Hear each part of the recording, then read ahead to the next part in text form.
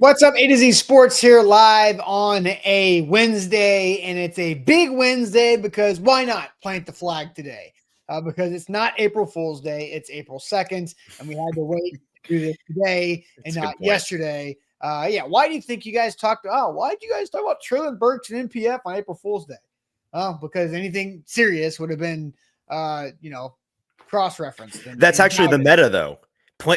Strongest takes on April Fool's Day. That way, if they get dug up in the future, you can say, yeah. look at what day it was. Yeah, right. That's a good Yeah. point. But no, we are having a big show today because today Easton Freeze will plant the flag. The Tennessee Titans are going to draft Cam Ward, number 1 overall in the NFL draft that kicks off night 1, Thursday, April 24th. So 3 weeks and a day ahead of the actual draft. Easton, you have come to your conclusion that today is the day you want to plant the flag. The Titans are taking Cam Ward, and we will get to all the reasons why you feel like you can step out on a ledge and say this with as much confidence as you possibly can. So we're gonna have a good show today. We're gonna talk all about it. You have an article that was published this morning at A2ZSports.com. It's on our Facebook page, it's on our Twitter, it's on our YouTube. It'll be everywhere throughout the day on social media. If you read one thing today and you're a Titans fan, read that. It's good. It's longer than most things that we publish, but it is very good. And it is something that's very much worth your while to understand the full picture. But Easton's going to walk us through all of the things that makes him feel confident enough to put his name and my brand on planting the flag of Cam Ward, the number 1 overall pick in the 2025 NFL draft. So before we dive into all of this, Easton, tell the people what they got to do here to help the show out. Yeah, I'm just here to put your brand under as much exposure stress as humanly possible, and that's what we're doing today. Wow, what a ringing endorsement. Appreciate the kind words, and I'm sending the link to that article in the chat right now just because if folks want to maybe follow along with today's maybe some little assigned reading for today's episode, go and check that out. There's some good nuggets in there, but we're going to talk all about what's in that article today. And like you said, why not make today the day that, say it with your chest. This will be a roaring shock to anybody that's listened to the show for the past month. When I've essentially been saying this for, we've been saying this for the better part of 2 or 3 weeks now, but we're going to really plant that flag today and talk about why the past month or so has led us to this decision. There are many reasons why, and it's all laid out in that article. And I'm excited to talk about it this morning. We can't get to any of that though, until folks like the show on Facebook, on YouTube, hit that like button.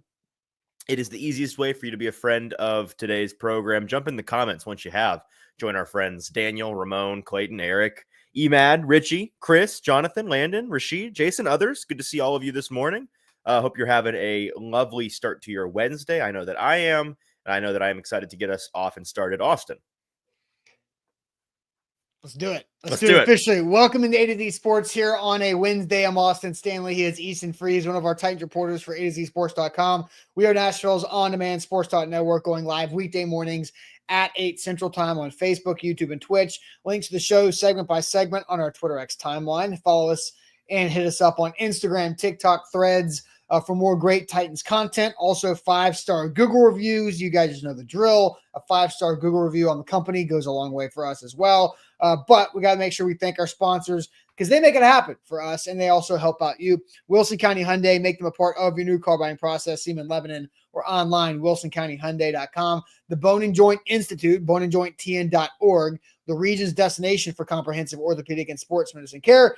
And our friends at Bart Durham Injury Law. A crash can change your life forever, but help is just a click away at bartdurham.com. So, Easton, the title of the show reads, "The Plan is Cam. What proves the Titans are locked into drafting Cam Ward, number 1 in the NFL draft." We've also got the title of the article that is out there on A2ZSports.com this morning, a little longer because we got more characters.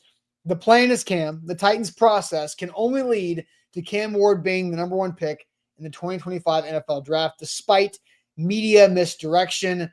Today is the day that you are planting the flag that Cam Ward is the number 1 overall pick in 2025. We talked about that after the combine, right? That Yeah, Cam we actually Ward's going planted to the be the flag that guy. he'd be the number one pick. We planted the But what flag the team? day after the combine. Today, we're Right. planting the flag on who the team's going to be. Right. And it is Exactly. the Tennessee Titans. The That's Tennessee right. Titans will be drafting Cam Ward, number 1 overall. And that is honestly, that's the first line of the article.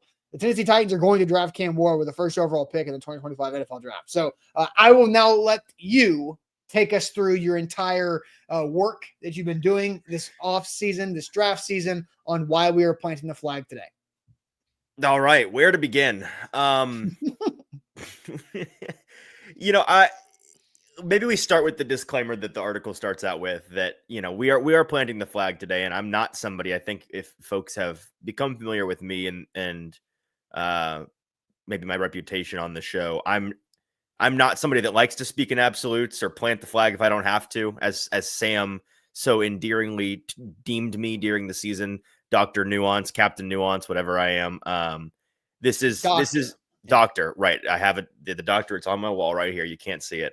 Not really my MO. And the reason why I mentioned that is just to say, I think that adds some weight to when I am confident enough to make a statement like this, and to really be throwing my weight behind this being the reality for the better part of the past 2 or 3 weeks.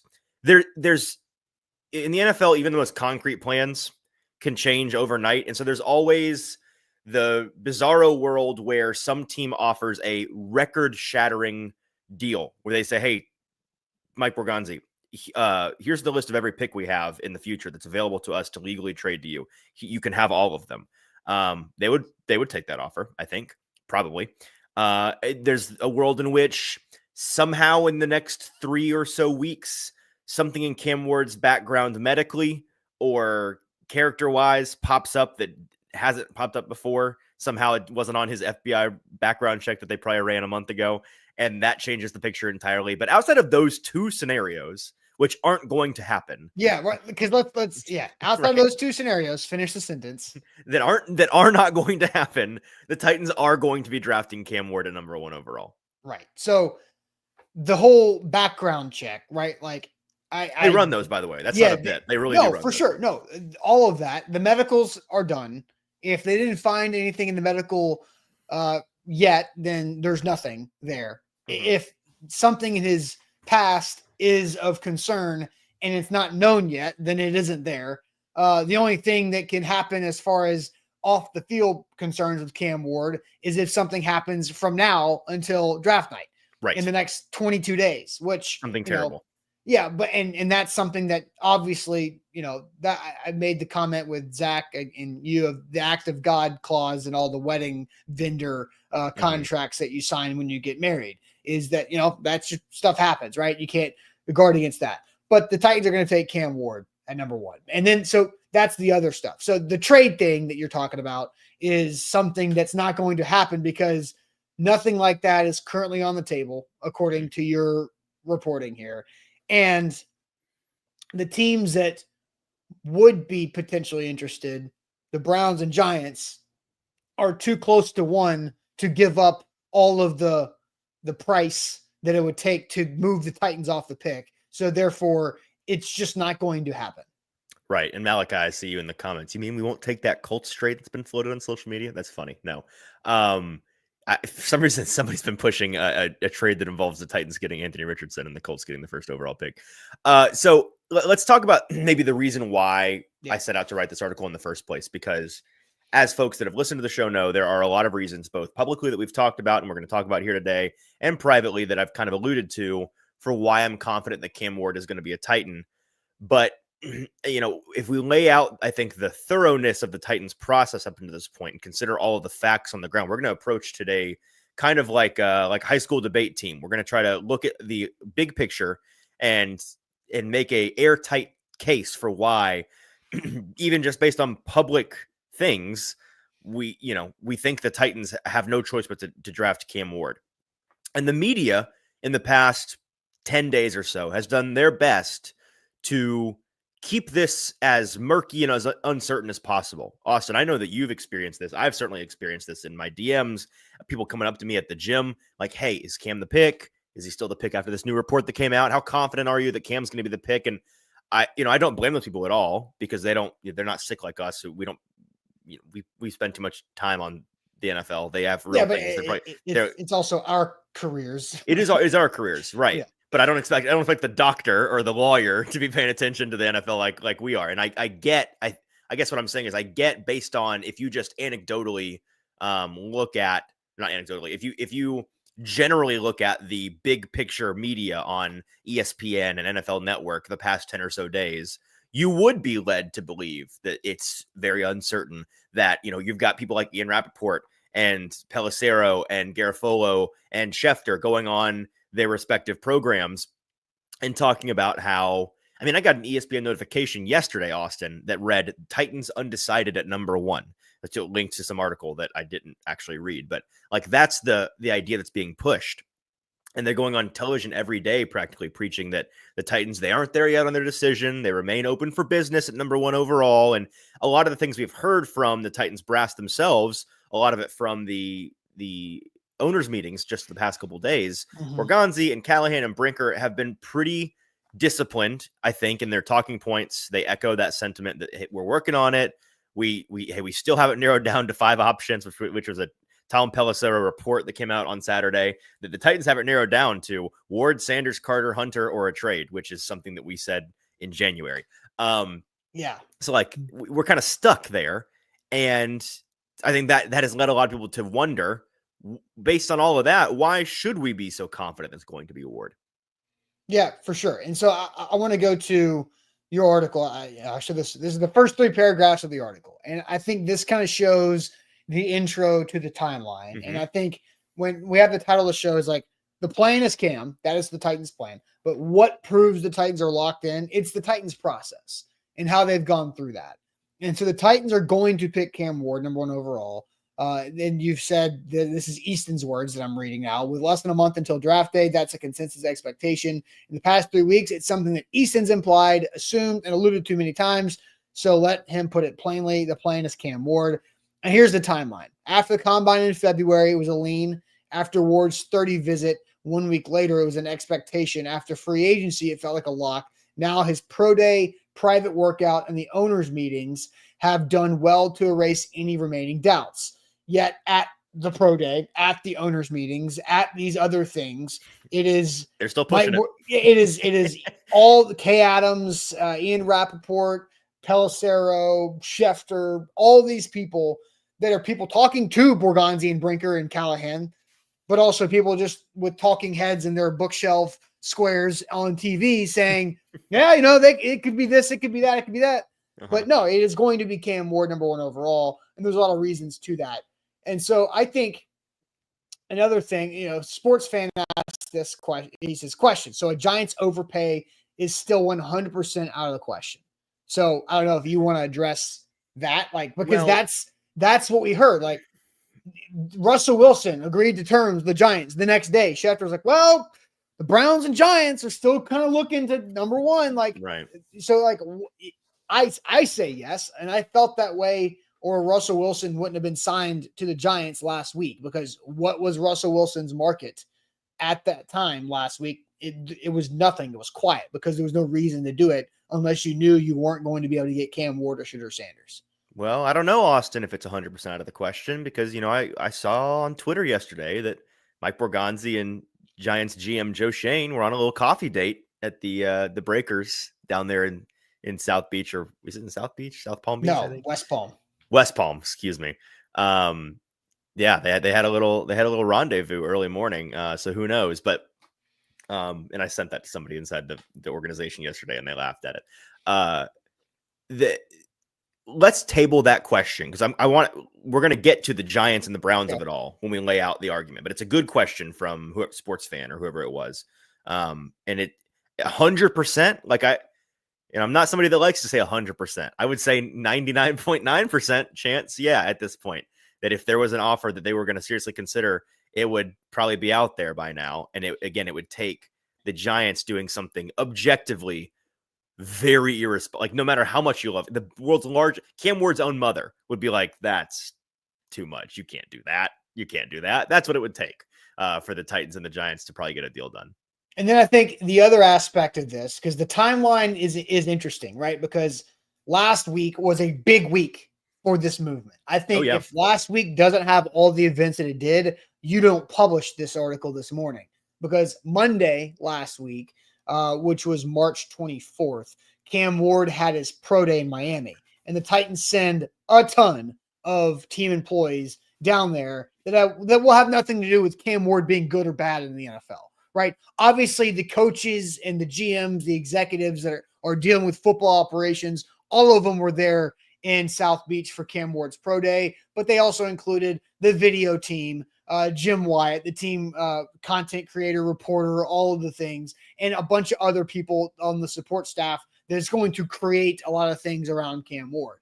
Then 5 days later, they take the private jet down to South Beach again and have the private workout with Cam Ward that was reported about, but there was something that was on that and had to do with that private workout that is unearthed here, Easton, by this this article that you've had, and this is where I'll let you take it from here about the private workout. Yeah, I should have texted somebody that's a part of this private workout and was like, "Hey, how's it going?" And they're like, "Great, we're on the private jet back." And I go, "Private jet? You guys took the PJ down there?" Which I think this is another thing that sports fans don't realize. I didn't really realize it until this offseason. NFL teams fly coach a lot. Like they take Southwest planes to a lot of these events. Teams have infinite money, but they don't like to spend it on coaches flying to like the Senior Bowl and stuff. Yeah. So that's not super common for, the coaches all took the PJ down to Miami after they flew down there just earlier in the week. Like, well, yeah, because Amy's here. Amy's there. Oh, Amy Adams-Strunk.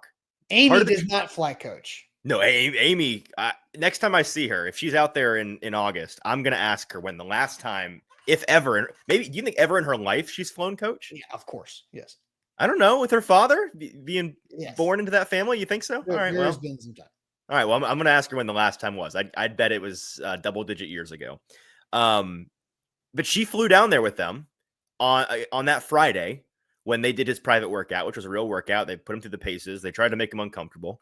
It went great. And Amy being down there, NFL owners, like I said in the article here, NFL owners don't really make a habit of meeting with prospects ahead of the draft unless they expect to take them, unless they expect to have them on their team.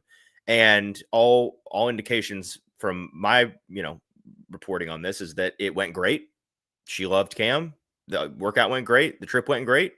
And so that, that's one of the bigger points of the article and one of the bigger, I think, facts on the ground that we have to point to Cam Ward being the guy.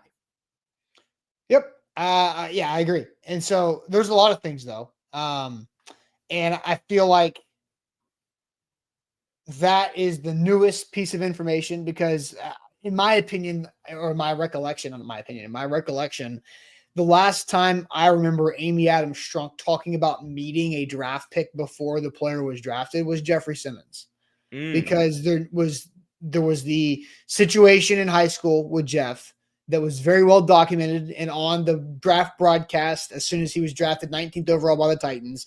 And the next day, that was the draft that was in Nashville. The next day, I was at that press conference. Amy was up there with Jeff talking about what made them comfortable with Jeff and with each other.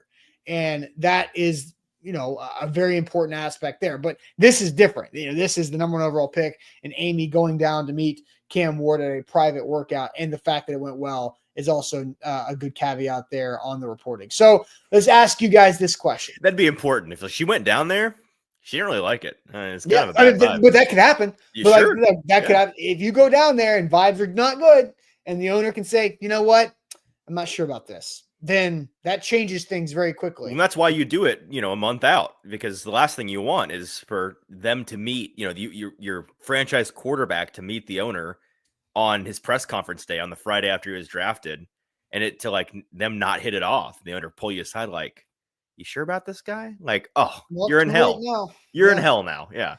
Yeah, absolutely. So let's ask this question, everybody here.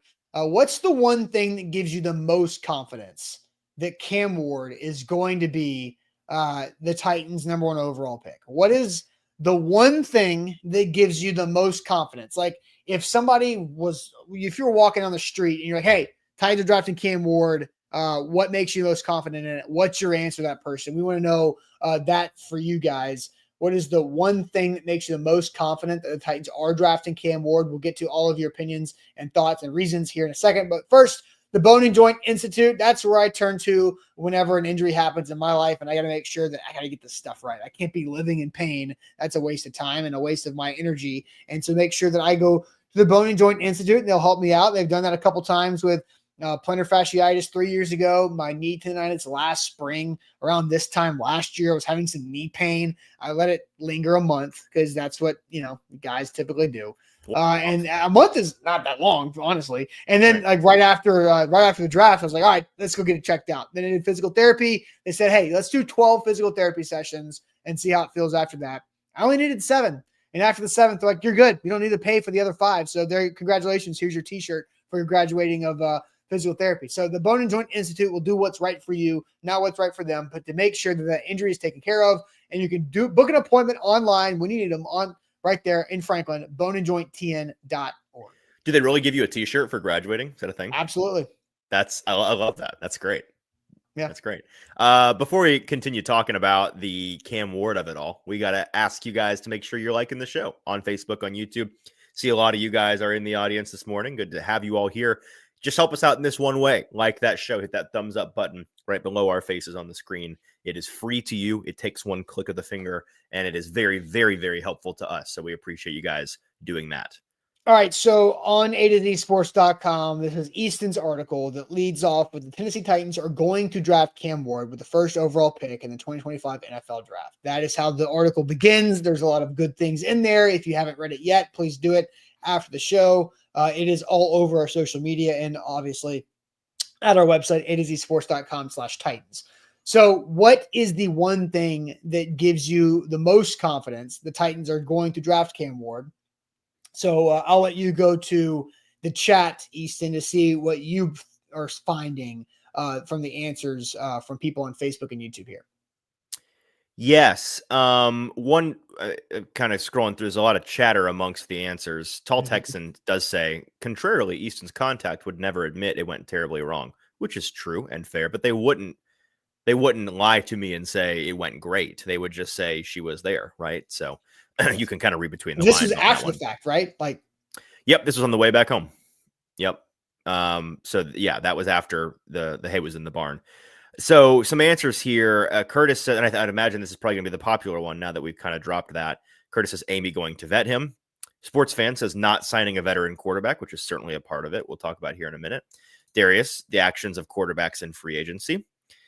Drew said Easton's reporter hat. I appreciate that. I'm wearing it this morning. Orlando says my gut. He's still just trusting himself on that. Honestly, fair enough. Believe it, man. Yeah. Fair enough. Go with your gut. Let's see. IR says because we need a quarterback. Chase says free agency moves. Corey says because of Will Levis's existence, I suppose. Jason says because he's the best quarterback. Bork says the moxie that Cam Ward has. Major Key says zero confidence. They're showing out. Still, Major Key's going down with they're going to trade ship. So Major Keys asked me this. He said, I want to bet Austin Stanley that they will trade back. All right, let's do it. What do you want to give me?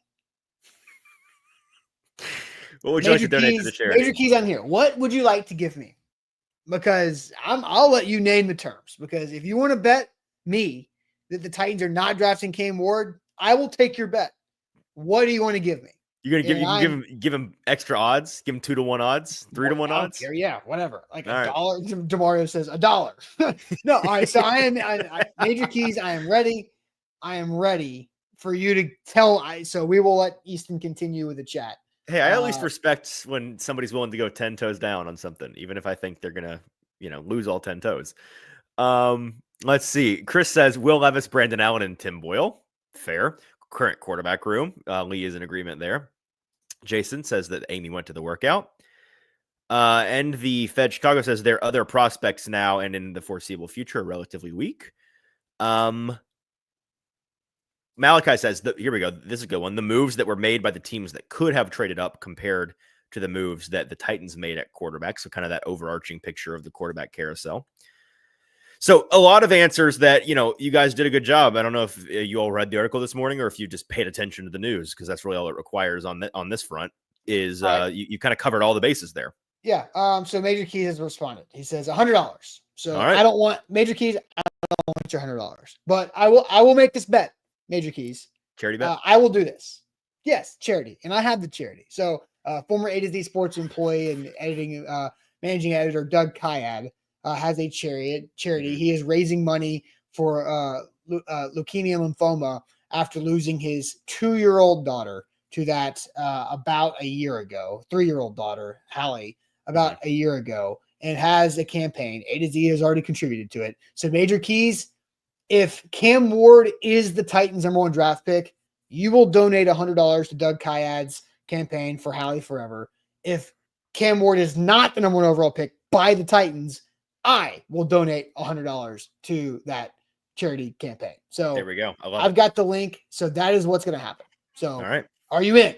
Are you in, Major Keys? Confirm with a handshake emoji, Major Keys. I want to see. I will. Is Major Keys on Facebook or YouTube? Because I only have YouTube pulled up personally. That's a good question. I kind of lost him. I don't know. Respond back in here, Major Keys. So I'm waiting. I will wait for Major Keys to come in and say, "Here you go. Here's what it is." And so that is the bet. Okay, Major Keys. We will do that. If all right, he goes, I'm down with it. All right, he's in.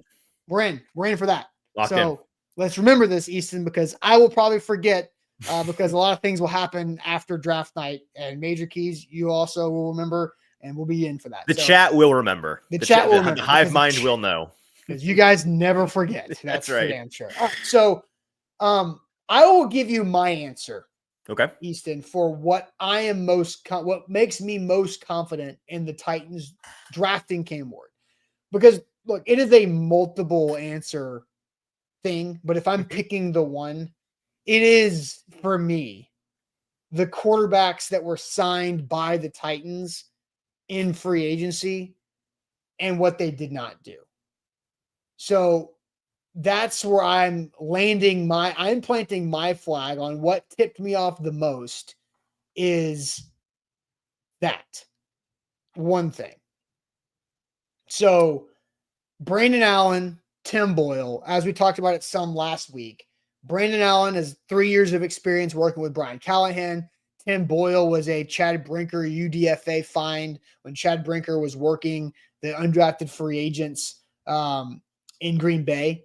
And that's what lines up there. So that is the reasoning, because you are getting 2 extra people that are going to be support for both Cam Ward and support for the Titans coaching staff and organization. Because another thing I learned about Tim Boyle is that he is a really good game planner.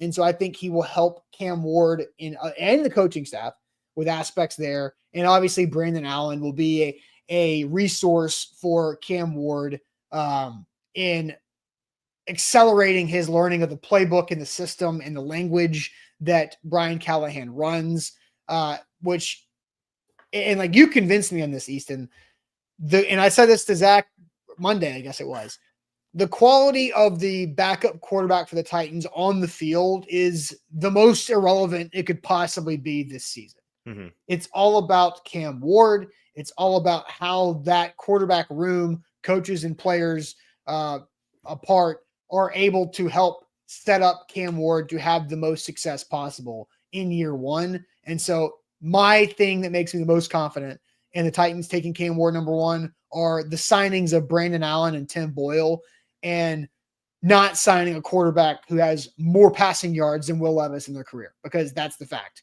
Right. Will Levis has the most passing yards in the NFL in his career, and Brandon Allen is 32 years old, and Tim Boyle is 30 years old. It's impressive. It's hard. It's hard to do. Hard to go find a couple of guys with less passing yards in their career than Will Levis.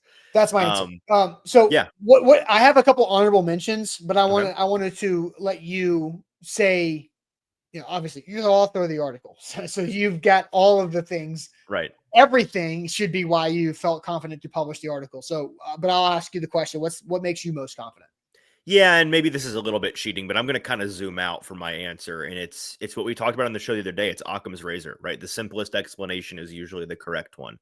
And in the article, I use the metaphor that I mentioned on the show the other day. Like if you've ever watched a medical drama on TV, you usually hear doctors. They love to drop the line. If you hear hoofbeats, think horses, not zebras, which I have always thought is just so clever. Like this idea that if you see something and you're trying to diagnose a thing. Usually it's the obvious thing. It's not usually a zebra pounding its hooves down the hallway of the hospital. And for the Titans, the simple reality to me is, and we've talked about this again for about 3 weeks now. This has been the case, but with each passing day, with each passing bit of news, this has become more and more true to me. That everything the Titans have done this offseason in free agency, their messaging, all of it makes perfect sense if the plan is to pick Cam Ward at the end of April. And if suddenly they don't pick Cam Ward for whatever reason, all of those things make not just a lot less sense, but some of them just don't make sense at all, right? They make no, okay. So no, don't have Cam Ward. Love this other guy. Got it. Can we go back real quick to the quarterback room? So what exactly are you doing there, right? Like that whole situation doesn't make sense. Hey, why are we doing what we're doing in free agency? Why are we operating that way if we knew like it doesn't compute? And so, if we want to, we can kind of run down maybe the list of honorable mentions, Austin, and kind of touch on all of the little touch points here that are in the article. But as you and I both mentioned, like in free agency, I reported on early before the combine, the Titans' general interest in a couple of the free agent markets. The idea, this is before they were sold on Cam Ward, before they ever met Cam Ward. Hey, the Sam Darnold market, there's some interest there. Matthew Stafford, they sure would love to have him. I don't know if it's going to make any sense, but they're going to at least pay attention to it. But then once the combine came and deals began to be struck after the combine at the beginning of free agency, the Titans were never, ever linked to any of the bidding on any of the major players at quarterback in free agency. And the pair of uninspiring quarterback moves that they did make, to your point, it sets up this, like it's the picture is familiar quarterback room, ideal way to start a rookie star, to insert a rookie star into a comfortable situation. And this rookie in the article, I point out, like I have been tracking, and there's going to be an article about this from me on A to Z Sports later this week, all of the touch points that they, doing the 30 visit tracker, the combine formal interview tracker, pro days, private workouts, Zoom meetings, all of that news that has begun to trickle out. And we've got about a third of the 30 visits locked down already. Nobody has come close to the number of touch points that the Titans have had with Cam Ward. Yeah. They have been to everything for him. Yeah. And I think my first honorable mention is the difference of touch points in Cam Ward versus Shedeur Sanders. Like you said this last week, maybe it was the week before, that there was going to be a noticeable missing person or persons from Shedeur Sanders pro day on April 4th, which is Friday, at Colorado. If the Tennessee Titans were seriously contemplating drafting Shedeur Sanders, then Chad Brinker and Brian Callahan, who will not be there, because now that's out by Ian Rappaport, they will reschedule whatever they have currently scheduled. It's having them miss it. Like they would not miss one of like the 5 touch points on their franchise quarterback if they were considering Shedeur Sanders number 1 overall. But the fact that schedule, keep it rolling. I'm not even positive Brinker has a thing. Like I know why Callahan's not going to be there. Brinker, what he told to whoever, I don't know if it was Schefter or Jim Wyatt. Rappaport is who said that Brinker and Callahan would not be there.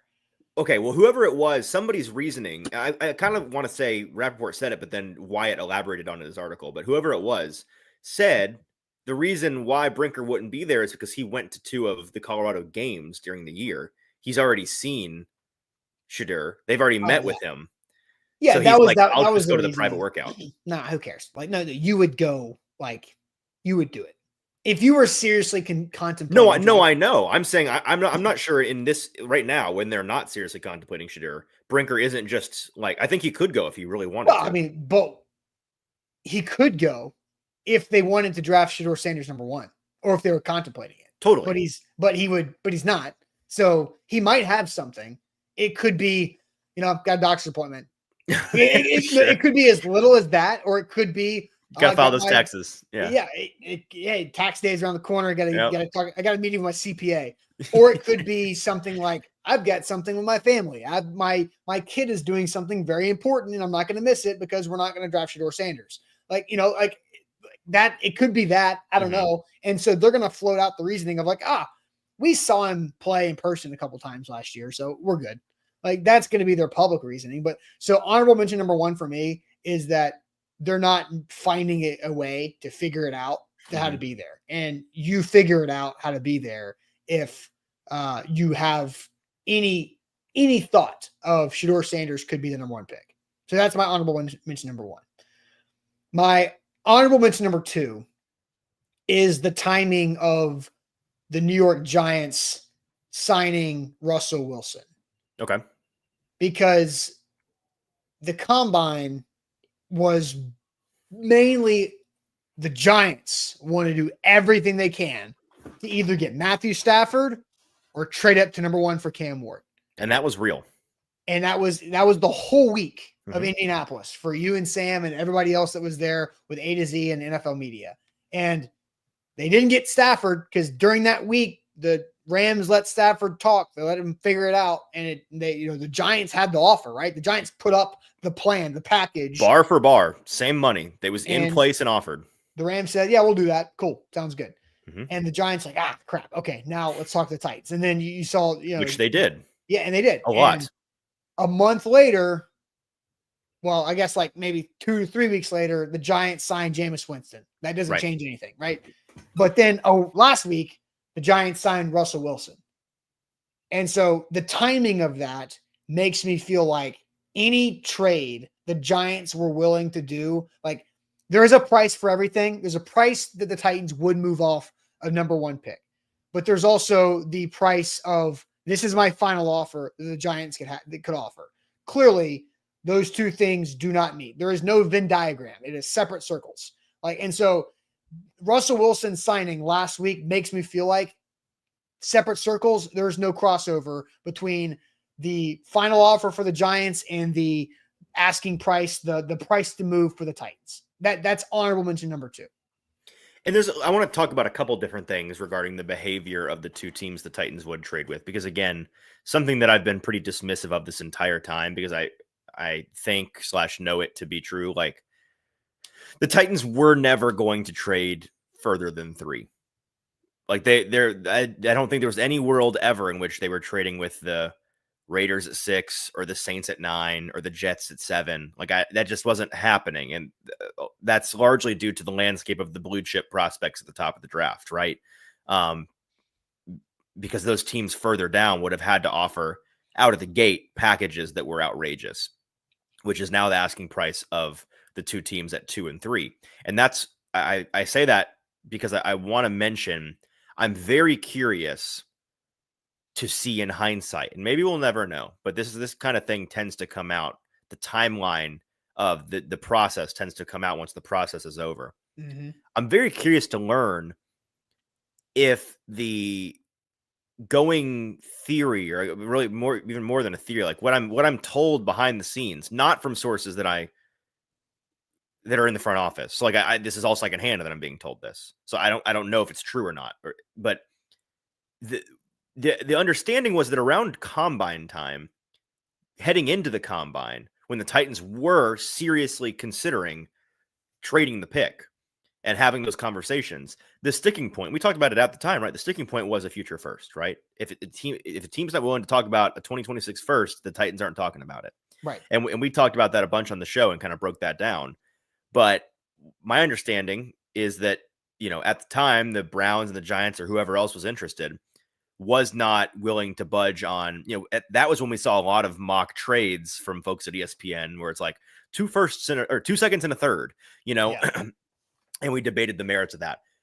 After the combine, when they met him in Indianapolis for the 18 minutes they had him, and then they had him for the whole day the following Friday, somewhere in there, the asking price went up. And like last week, we had Charles Robinson going on 102.5 here in town. You had me coming on our show saying, both of us, our understanding is 3 firsts, two additional firsts and a pick swap this year is the minimum to even have a discussion with the Titans about the first overall pick. I'm not sure that's true.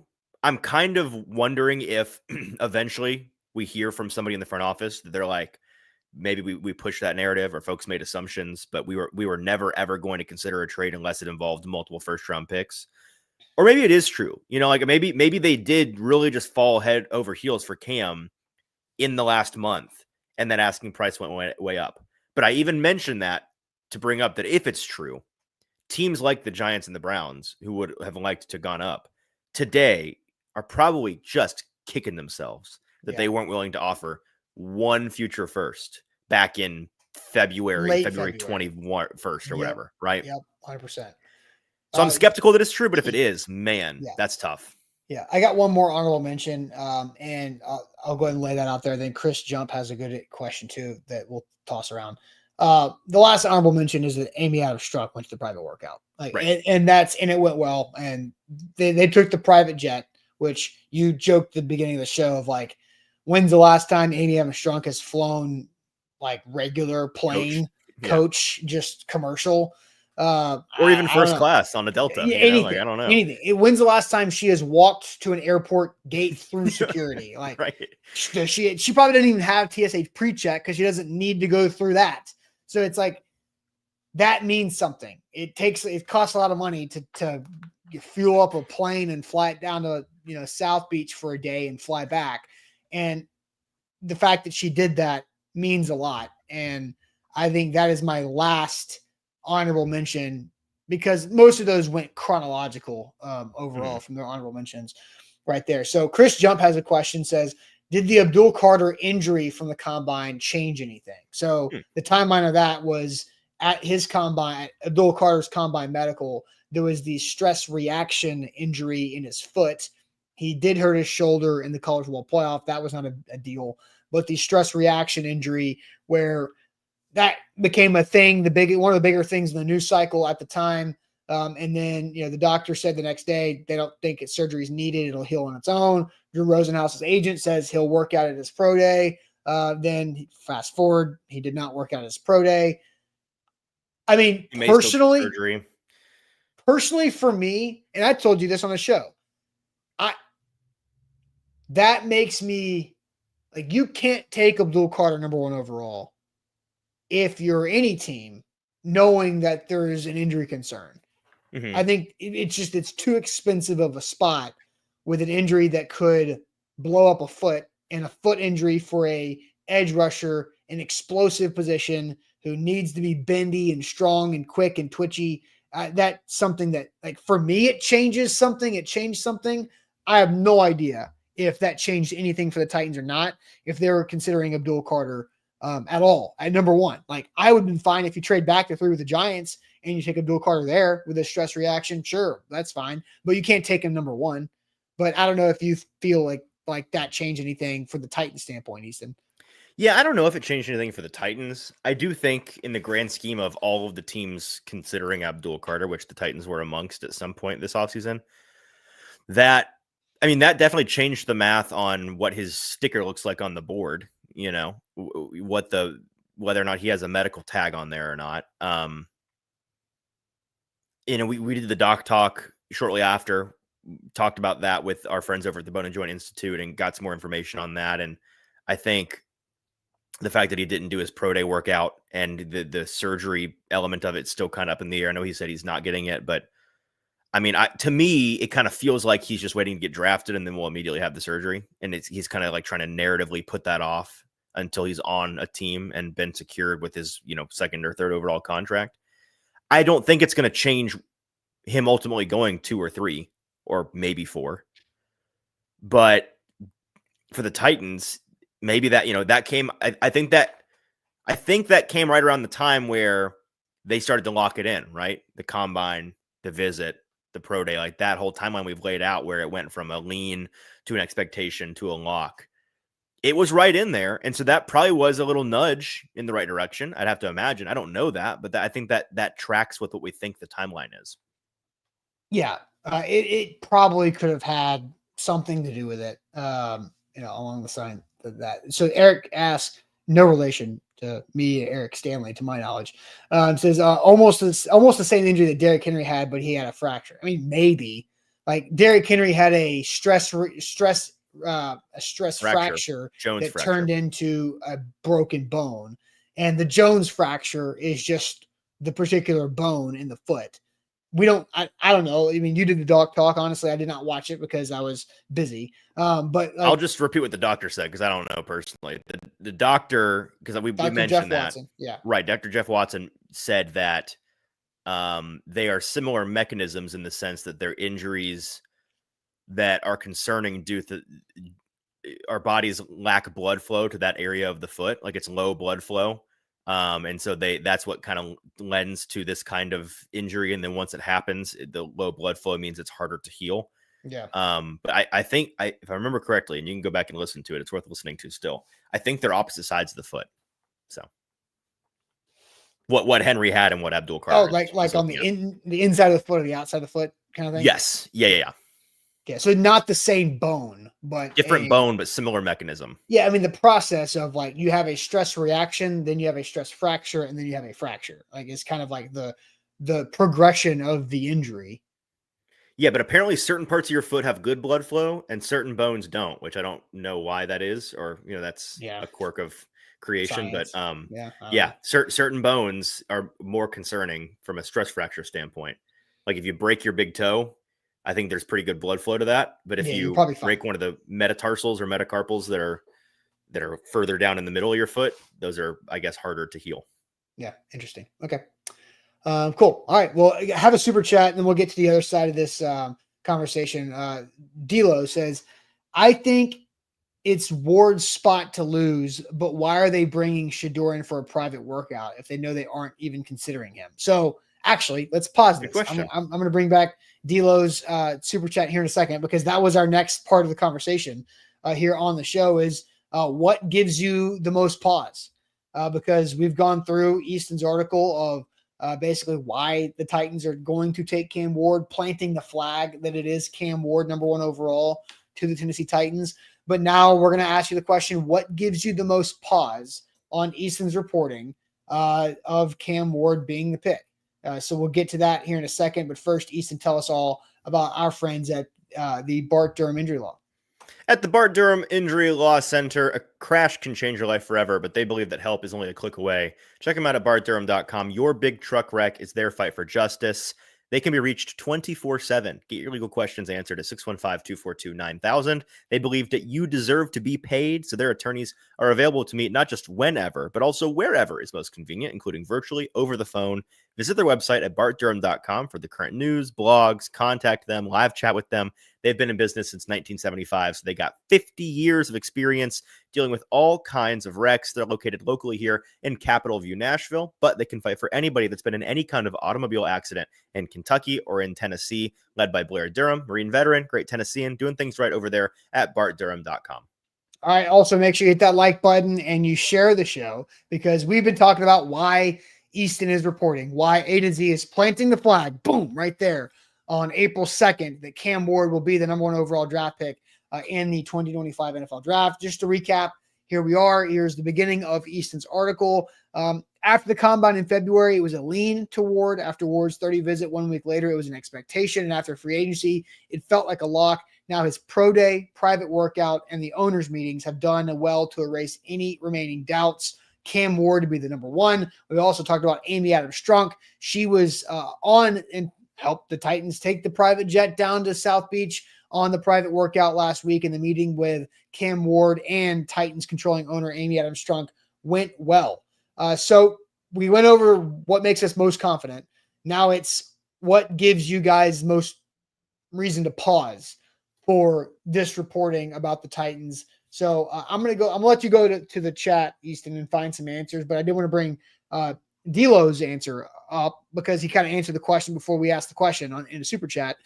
He says it's Ward's spot to lose, but why are they bringing in Shedeur for a private workout if they know they aren't even considering getting him? So an honorable mention on the confidence that I had was not having everybody, Brian Callahan and Chad Brinker, are not going to be at the pro day for Shedeur Sanders, but they are going to have a private workout. So if they feel like it's locked up for Cam Ward, then why are they still going through the private workout? It's a good question. It's a good comment from D'Lo. So we'll keep that in mind. But Easton, what are the other comments that you're seeing about what gives people the most pause in this reporting? Let's see. Tall Texan's still a hater through and through, which I have to respect. His play in college, Daniel's saying that it's just lying season and it's hard to trust anything, which is totally fair. Eric says nothing. Joe says the coffee dates with Joe Shane. Andre says the fact that they're acting like they're not really interested in Shedeur. Darius says the fact that it could be a trade. Go back to that. So the fact that they're like acting like they don't care about Shedeur, but they actually do, and they're trying to play like, is it like the double? It's basically a double reverse, the double bluff. Right. It's like the high school girl that has a crush on you, so she acts like she wants nothing to do with you. But who are they throwing off? Like, who are they trying to fool? The rest of us. They're fooling the rest of us. For what? Because they have the number one pick. Are they trying to get somebody else to trade up to one so they can fly back to 3 and get Shedeur? I don't know. I guess. I don't know. Let's see. Continuing to answer the question, what gives you the most pause about the Titans taking Cam Ward? For some reason, Richie G says Nick Holtz. I'm sure that would be news to Nick Holtz, that he is the sole detriment to them potentially getting Cam Ward one day. Jay says PTSD from the Titans making bad first-round picks. Fair. But irrelevant. Cal says, right, the Titans, the Sanders private workout with the Titans is called due diligence. We'll talk about that in a minute. Totally agree. And I don't know. We can talk about that now. Like, when was that scheduled? Long time ago. So not recently. Yeah. Caleb says just because they won't commit to Cam publicly, which fair, but they even said you could start to see the cracks in the shell at the end of the owners meetings, and they were like, they went, the messaging kind of went from we're open for business, we still don't know, we have it down to 5 options, to then they all started saying, in 2 weeks I think we'll know. In 2 weeks, which I want to talk about the 2 weeks thing in a minute, because I think when you understand the timeline, that makes sense. But for some folks, it's kind of confusing, like why 2 weeks? So actually, let me go ahead and put that out there, because some folks, where does 2 weeks come from? Right. And some folks, you may already know this. So if you already know this, sorry for mansplaining it to you, but I think for a lot of folks, this is valuable information. The general timeline. This was asked. I think Buck Rising asked Brian Callahan this question at the breakfast with him 2 days ago. Why not just commit to Cam? Why not just say it now, right? What's stopping you from saying it? And Callahan's answer, which we're not going to play, but it essentially boiled down to being true to the process to a fault. They set out on this journey, this what I boiled down to a 7-step plan, but really it's a 3-stage plan that we've been talking about. And I had almost an hour conversation with Chad Brinker about this at the Combine. Very lovely conversation. Very nice of him to explain all this to me so that I can pass it along to you guys. Their very basic offseason evaluation process looks like this. Step 1, they're going to watch 3 games of every player in the draft before the Combine and then set the board vertically, just a pure big board, most talented to least talented. Then they go to the Combine. They do the Combine meetings. They do some 30 visits. Then they make their initial free agency moves. Then they come back to the film room in early to mid-March and watch 3 more games of every single player and make some adjustments on the board, again, still vertically, based on the things that they've learned in the past couple of weeks and based on the additional tape. Then they do more 30 visits. They attend pro days. They do the private workouts. They round out some more free agency signings. And then now, here at the beginning of April, they're going to go back in the film room and watch 3 more games of every, and when I say every player, I mean like the 400 players that are draftable, like eligible to be drafted on their board. Watch 3 of every single player on the board again, and this time set the board horizontally, which you've probably heard, the horizontal and vertical nature of the Titans board. They do it pure big board where they have all the positions mixed in just a 1 to 400. And then before the draft, they separate it by position horizontally and kind of chunk. That's how they kind of create tiebreakers in a way. Tiebreakers, right? And tiers, right? Exactly. And be like, yeah. Well, here we probably want a receiver more than we want an edge or whatever it may be. They kind of expand it out that way. So that whole 3-step, 7-step plan wraps up roughly 2 weeks before the draft. And this was something that was told to me by Brian Callahan. I don't know if he said it on the interview or after the interview, but when I talked to him at the beginning of January, or middle of January, he said the dirty little secret about draft season and the way that the media, like we do a lot of guessing and predicting and stuff, is that even with the teams, nobody really has anything locked in until roughly 2 weeks before the draft. And in terms of draft rumors you hear, that's a pretty good rule of thumb. Just spit some free game here for folks. Things you hear pre 2 weeks out are more speculative. Things you hear inside 2 weeks from insiders, it has a much higher likelihood of being something that is real and from team meetings. Because once that process wraps up 2 weeks before draft day, the film circuit is finished. Every report is finalized from the regional scouts and the coaches that are writing up their own reports on guys and the front office guys that are rewatching 3 times. Every pro day and private workout and visit, like those are all pretty much wrapped up. The board is set. And then that's when every department on the coaching and the front office and the scouting side all come together for department team-wide meetings where they start to talk draft game plan. Here's what we want to do here. Here are the guys that we like. Hey, here's some guys that we're still kind of split on. Hey, the coaches like this guy more than the front office guys. Let's kind of talk it out. Let's hash it out. Let's revisit that guy's entire profile. Let's pull back up the recording of our meeting with him, whatever it may be. That's when they start to make final game plan decisions for the draft. And so that, to put it in a very simple way, what Brian Callahan was and all those other guys were kind of alluding to, and what somebody in the building has even mentioned to me, is that's when you're going to start actually using guys' names. So that's when, walking around the office right now, they're probably walking around talking about, winking and nodding and talking about a potential future rookie quarterback. Right. And then 2 weeks from now, they're going to be like, Cam. Yeah. When Cam's here. Right. Right. Yeah. When we have Cam on the team. When Cam gets in. So here's what we're going to do. Yeah. Right. Exactly. So I think good explanation. I think that makes a lot of sense. So, that 2 week mark to start paying attention is next Thursday and beyond. So April 10th and beyond is the 2 week mark of finding that what is BS and what might have some actual like rumor things stick. So to go back to the question is what would give you the biggest pause on the Titans being locked in the drafting Cam Ward? My answer to the question on this is the unpredicted desperation level that could potentially arise from another NFL team. Dadgummit. That's my answer too. Was that yours? So I think it's the only answer. In the pre-show conversation, when we always meet, whether it's me, Easton, Zach, Sam, all of us, Ryan Roberts has been helping out, whatever, over the last month or so. We always float these questions out. We want to make sure we have a good conversation with it. And instantly, Easton and I both kind of like turned away this question of like, what gives you the most pause? And then after we both took a deep breath and thought about it. Like, wait, who? I think we both have something. So I don't have an answer actually. Yeah. So my opinion on this is I can't stand when fans are like, oh, mock drafts don't mean anything. These guys only get 4 things right. They get 4 picks right. Mock drafts are a waste of time.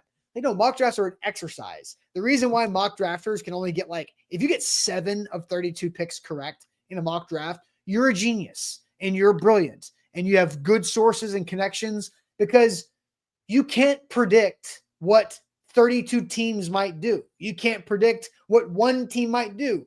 The one example I always bring up is the thing that threw me for the biggest loop is 2019 NFL draft. I thought the Titans are picking 19th. I was like, I feel like I could go 1 to 19 and feel like I have a good feel on what's going to happen in this draft. And then all of a sudden, 4th overall pick, the Raiders take Cleveland Farrell, edge of Clemson. And I'm like, what the hell? Why? Who? What? Who would do that? I thought he would be an option for the Titans in 19-4. And because we don't know what the Raiders think. How'd that work out?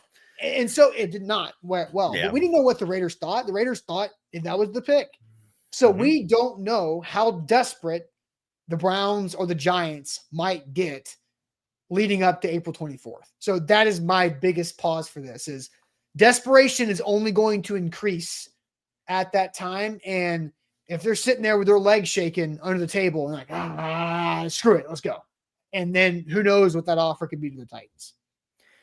Yeah, I don't really have a ton to add to that because I think you kind of covered it. What I will say is, for me, the desperation would come from the Giants. I don't see that.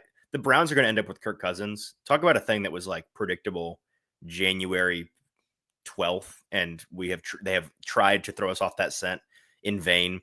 This idea that Kirk is eventually going to be a Brown. I take that to the bank, man. He's going to be a Brown. And I don't think that they're desperate to make that move. You even had Browns brass at the owners' meetings basically saying we're almost certainly not going to trade up to draft Cam Ward. That's not really a thing we're doing. And So that leaves the Giants for me. And the Giants, I could see it just because when they went in quick succession and signed Jameis Winston and Russell Wilson, my reaction, and I may have even talked to you about this, like, so they're just waving the white flag? Like, is this like I don't see necessarily how this regime survives that unless Russell just has kind of a renaissance year and they end up winning 8 or 9 games somehow and looking fine. Like maybe. But to me, the GM head coach combo up there in New York is already on about as thin ice as you can get. You could argue that the ownership is being more patient with them than they should. And to me, it's less about whether or not this year, because maybe this year they're fine, or maybe this ownership group is really patient. But when the ownership group eventually gets to the point, let's say they're awful and they get the first overall pick next year instead. When that decision when it comes time to make that decision, why do we think this ownership group is going to say, these are the guys to make the decision? I trust these guys to do it. I think that, and once that happens, these guys are toast. Yeah. So I think they're probably smart enough to realize that. So maybe they just say, screw it. Let's just go get our guy now, which even then, I think ownership would say, no, you can't. They'd say, incorrect. Ours. Can't do it. Lay off mine. You don't get to mortgage my future when I'm going to fire you from this team soon. Yeah. Sports fans. So that brings us back to the very beginning where sports fan has the question. So a Giants overpay is still 100% of the question. I think pretty much mostly the decimal of a percentage is what's maybe left on that one. So I think overall, I believe it's been a good show. So if you have not read Easton's article yet, do it. Do you want to throw it back in the chat again? You know what? Might as well. Handy? I do. I'll throw that link in the chat right now. Go click on it. It's really good. It's worth your time. And Easton did a good job with it. So make sure you read it. Make sure you comprehend the lines that are written overall. So that's typically important when you read. Yes, I recommend that to all readers. All right, Easton, are you ready to wrap up this Wednesday show with a little trivia? I am. I've got it pulled up right here. Shout out to Wilson County Hyundai. Make them a part of your new car buying process. Seriously, guys, if you need a new car, Wilson County Hyundai is the place to go. Not only have Hyundais become a really reliable, good brand of vehicle, Wilson County Hyundai, led by Payne Bone, will help you save money on that ride. So go see him in Lebanon or online, wilsoncountyhyundai.com. Okay, trivia time. Now we can hit it, right? Right now. Okay, here we go. Trivia time. All right, the grid's working, so that's a good thing. We have 9 for 9 squares, a thing that I never considered to question until just recently. Is it gonna work? I didn't know it was possible for it to break, but it is. So all right, here we go. We're trying to go as fast as we can. Chat, be ready. If you are watching on Facebook or YouTube and you're maybe behind us, this would be which is going to be relevant because you're not going to hear this in time anyway. But speed up, hit that live button to make sure that that you're on pace with us. So we started the NFL. We go counterclockwise and then finish in the center with celebrity mashup. Let's do it. All right, NFL. Jamal Anderson had 4 1,000+ yard seasons with this NFC Birds, team. 94, Dirty Birds. The Dirty Bird Atlanta Falcons. Yep. All righty. Geography. Bukiaya 619 is an area code for cities in El Cajon and Chula Vista. In what U.S. state? Chula Vista is California. California. All right. Before becoming the Duchess of Sussex, Meghan Markle starred in this USA series. Fantastic series. Suits. Love that show. Amazing show. Sean Connery's final role in a theatrically released live-action film was this 2003 steampunk superhero movie that was panned by critics. Oh, I know what this is. I do not. It's a longer, goofy name. It's like the League of something. The League of. Meanwhile, the Legion of Doom. Chat, help me out. Am I right about this? The League of Sucker Punch? Wait, is it Sucker Punch? I don't think it's Sucker Punch. The League of Extraordinary Gentlemen. Yeah, that's what it is. Extraordinary Gentlemen. Music. When I was a young boy, my father took me into the city to see a marching band, or the opening lyrics to this 06 My Chemical Romance song. Something Black Parade. Welcome to the Black Parade. I don't know. Black Parade. It's Welcome to the Black Parade. Okay. Chain restaurants. Founded in Texas in 1936, and now with over 300 locations, this Southern donut chain is known for hexagon-shaped donuts. Somebody from Texas, help us out. I have no idea. Hexagon donuts. Hexagon opened in 36. Donut shops are old, man. Hexagon, I don't even know. Somebody's got to know this. There's 300 locations in Texas. Because it's a chain restaurant. Shipley's? Shipley's? Is that a thing? Shipley's Donuts? Yeah. Is that it? Yeah. All right. We move. In his late 30s, Rich Hill went 30-16 as a starter and posted a 3.16 ERA for this National League team from 16 to 19. National League team. Sam's in like freaking Iceland or somewhere. Stuff. Yeah. Is it the Dodgers? Cubs? We're getting Cubbies. Chicago Cubs, which Sam would also know then. Everyone's saying Cubs.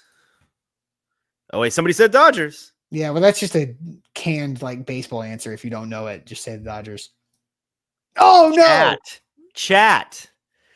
After winning a national title with Kentucky, this power forward played for the Celtics from 96 to 03 and made 3 All-Star teams.